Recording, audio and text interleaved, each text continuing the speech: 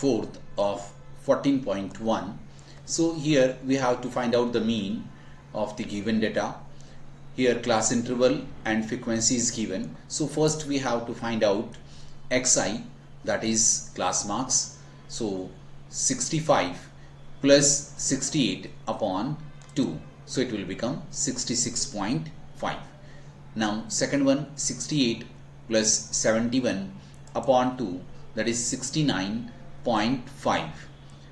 Third one is 71 plus 74 upon 2, that is 72.5.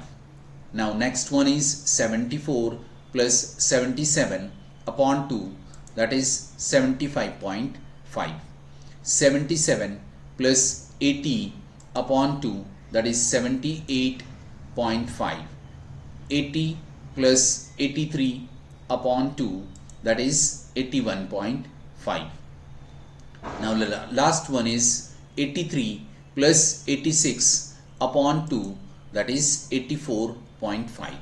Now we have to find out Fi into Xi, that means frequency into class marks. So it will become 2 into 66.5, that is 133.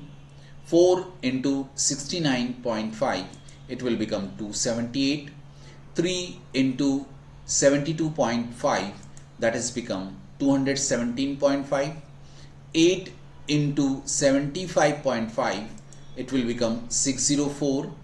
7 into 78.5, so it will become 549.5. and the last one is 4 into 81.5, that is 326. 2 into 84.5, that is 169. Now sum of frequencies we have to find out, that is 30, and sum of Fi into Xi, so it will become 2277. that is total of sum of Fi into Xi. Now next one is the table is here with sum of frequencies and sum of Fi into Xi. Now we have to find out the mean. For that we have to apply formula of mean. So here x bar is equal to sigma Fi into Xi upon sigma Fi.